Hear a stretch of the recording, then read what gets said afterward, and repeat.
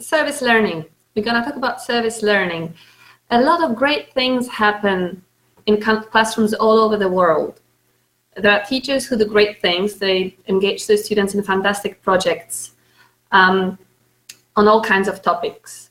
Unfortunately, a lot of this work stays hidden from the whole world. So a lot of this happens behind closed doors. And we never find out what's going on there. So service learning allows the doors to be open. It's a kind of project-based learning which involves students in this special kind of work, a mission, let's say, to do something good for the community. So it's opening the doors of your classroom, letting your students out, letting them address real needs in the community. And there are so many examples for this. I'm going to focus on one specific example only. So at the same time as they are doing this, as they are helping the community, they enhance their skills too. Okay. So there are numerous definitions of service learning, and I've included only one here on this slide. So let's have a look at it. It's teaching and learning strategy, a teaching and learning strategy that integrates meaningful community service with instruction and reflection to enrich the learning experience, teach civic responsibility, and strengthen communities. So the key words here are teaching and learning,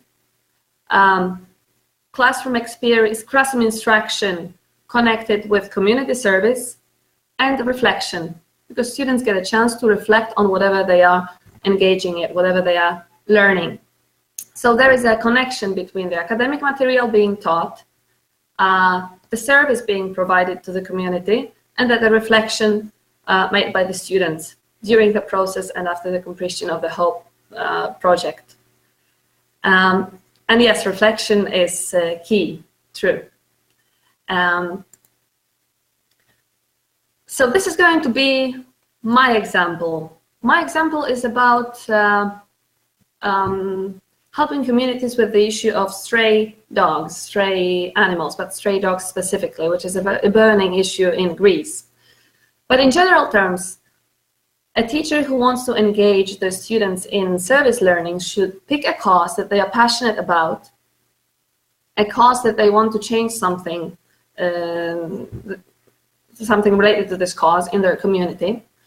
And then they should allow the students to research the roots of the problem, of this issue. Let them read about it, let them Google this, get informed, become aware. And then they should come up with solutions to this problem. And once they complete this, this process, they should go out to the community and share their findings, share their ideas, get everybody involved. So for some people, it can be environmental pollution.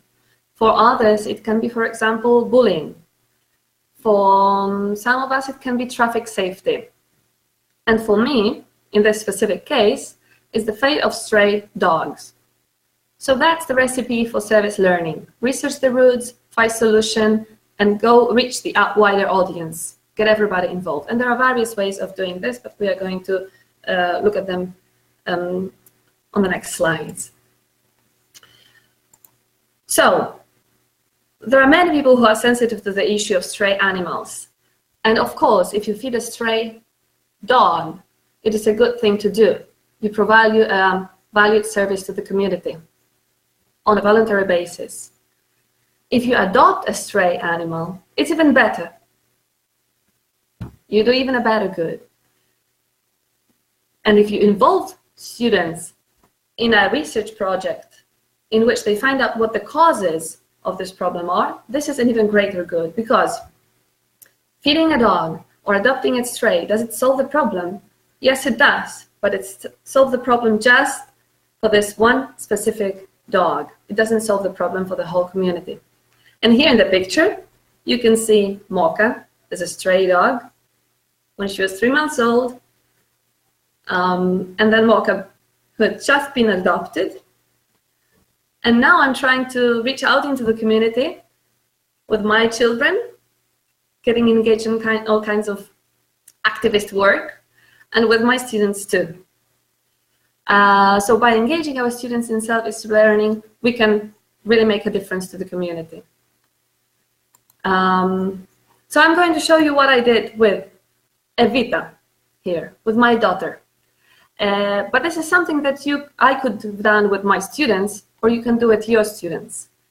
We participated in an awareness-raising event. It was an event organized by animal organization. So for this specific event, Evita did all the work. She wrote a story. You can see the first 2 pages from this story. So using the second conditional, so combination of the linguistic element with the service learning element here, right? So she wrote a story. If I had a dog, I would take it for a walk. I would sleep with it. I would dance with it. I would read with it. I would sleep with it. So we turned it into a big book because she made the drawings on big hard paper. So that was the starting point of the story. At the starting point, a long time ago, when she started asking me, "Mom, can we adopt a puppy?" So she created this story. And based on this story, she created also a number of activities.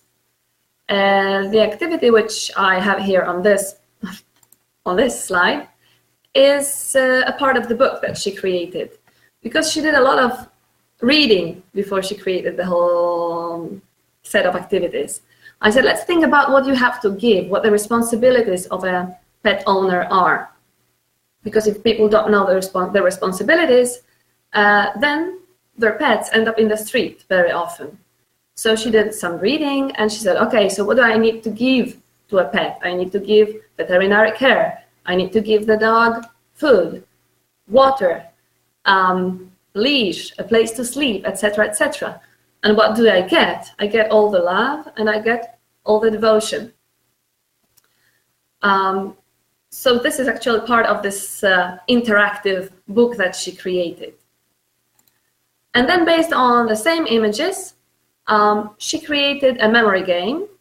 A memory game, you can see there are the treats for the dog here and here, the vet, etc., etc. Okay, so that's one of the activities that she created. She drew them, we printed them out, we scanned them so that I can have them for later.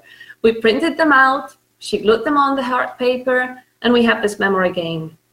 Then she did all kinds of other things. Together we picked a dog-related song, some ideas for arts and crafts, and off we went to this event. You can see some pictures here.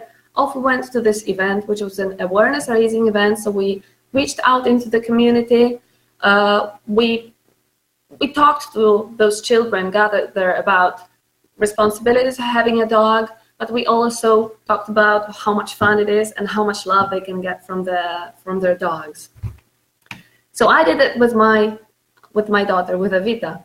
But imagine yourself doing something similar with a group of students. There are so many events in every city, I'm sure.